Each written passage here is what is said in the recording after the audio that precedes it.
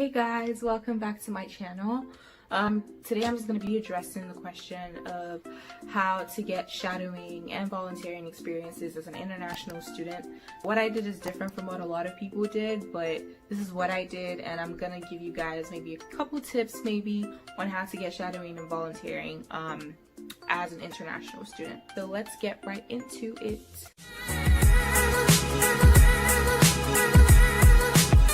So I'm first of all going to talk about my volunteering experience because that was easier to get than the shadowing.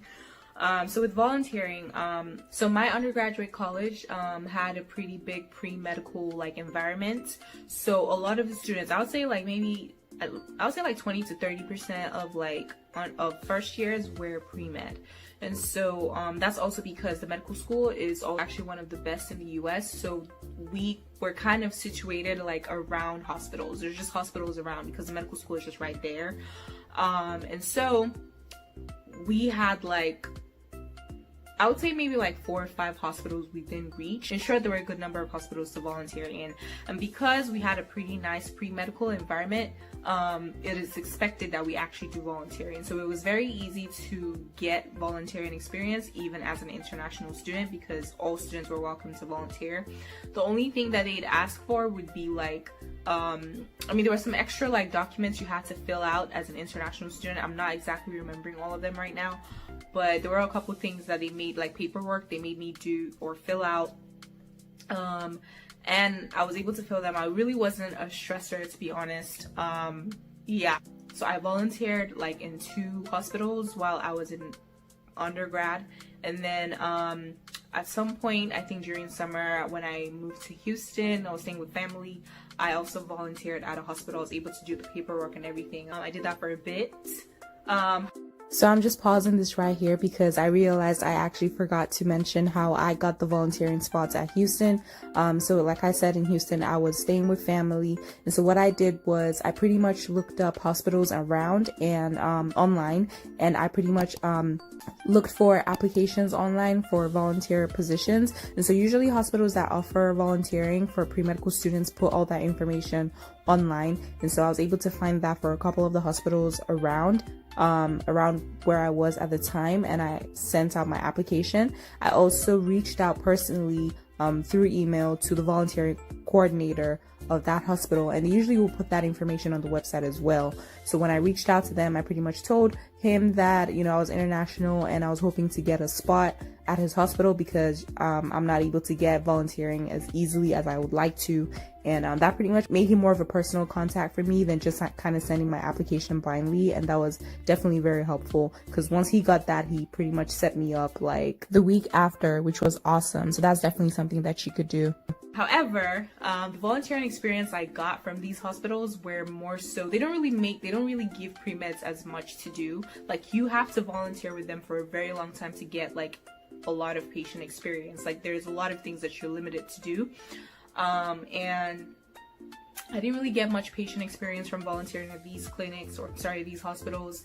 And when I tried to apply for shadowing or just to try and shadow a doctor and stuff, it was really, really difficult. Like I talked to people, I try to get in, but it's just hard to get in. It's a little difficult to get pre-medical students in the hospitals to shadow. Most hospitals don't allow it. I tried calling a few and they were just not allowing it.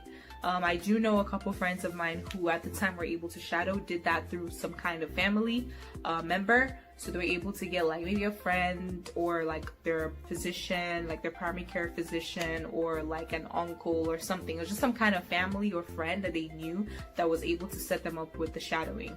So, but for me though, it was hard getting shadowing experience. Even though I had a couple family here, it was still hard for them to set me up with someone. So, it ended up being like easier for me to go back home to shadow. So that's what I did. I actually went home. There was one summer.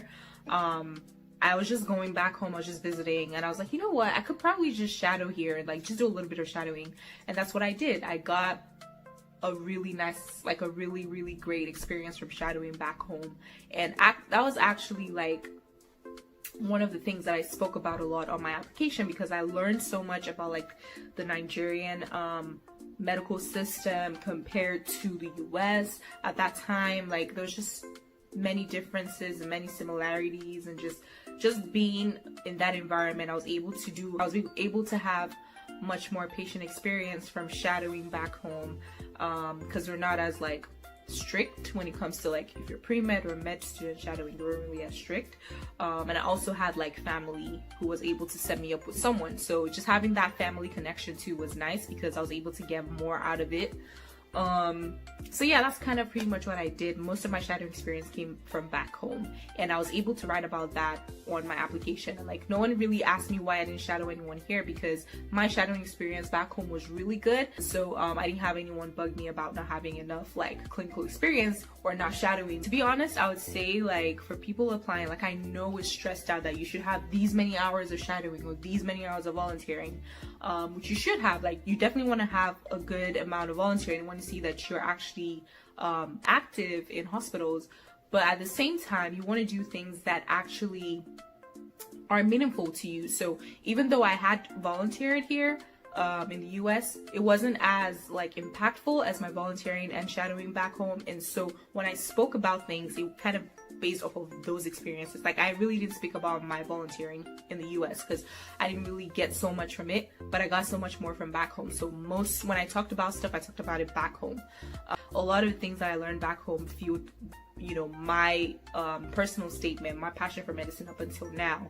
So it was definitely a meaningful experience. So you do want to build yourself with more meaningful experiences than just like ticking boxes. Of course, get those things out of the way so you're not like prevented from applying to certain places. But at the same time, if you're volunteering at a specific hospital and you feel like, oop, I'm not really getting so much from it, then like get the hours you want to get from there, but look for much more meaningful experiences, or look for things that you feel like would be more meaningful to you. They don't have to be like clinical, they could be non-clinical, because one of my experiences as well was non-clinical, and I spoke about it a lot of times. I got so many volunteering hours from that experience actually, and that, again, till today remains one of like my most meaningful experiences. I made so many connections with people, like it was just nice. And you don't have to like kill yourself with the whole process. Have fun with it. You're trying to figure out what you enjoy doing or what you don't enjoy doing. So if you don't enjoy doing something, just leave it, move to something else. It's okay, I promise.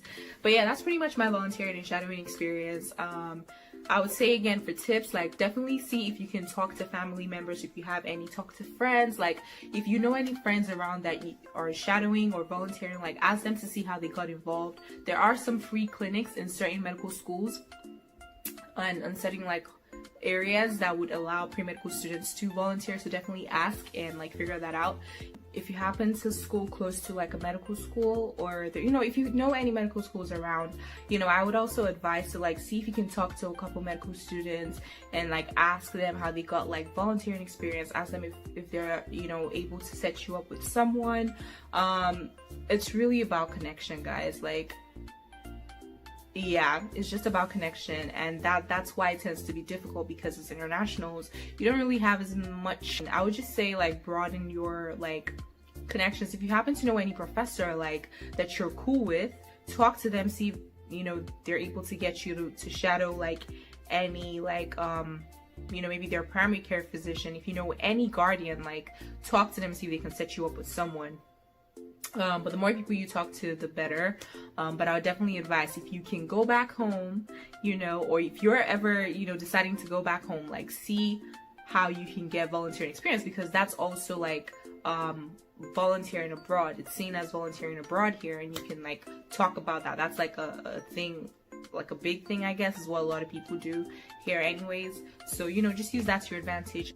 So this is for my F1 international students. Definitely check out this website. It's called f1doctors.com. An international student actually sent this to me. As you can see, is a mentorship platform for international pre-dental, dental, medical, and pre-medical students. They literally have first years, second years, third years, fourth years, residents and attendings, and also like residents and attendings who are international medical graduates. So these are all mentors. You're probably going to see my face show up somewhere there at some point, because I just signed up to be a mentor as well. So definitely check out the website. You might be able to reach out to one or two people on here to see if you can volunteer if you're literally not able to get it anywhere else. So definitely check it out. that's kind of pretty much all I have. If I get any other advice from any other person, I'll let y'all know. But in the meantime, that's pretty much how it was for me. And let me know if this was helpful, and if you have any questions, feel free to leave a comment on the comment section. I'm gonna try to reply questions that are asked on there. If you want it to be more private, feel free to follow me on her Med series on Instagram and DM me. I do reply to DMs on there as well. I'm actually blind, guys. I literally can't see. I can't see. Anyway, like, comment, and subscribe, and I'll see you on my next video. Stay safe, guys.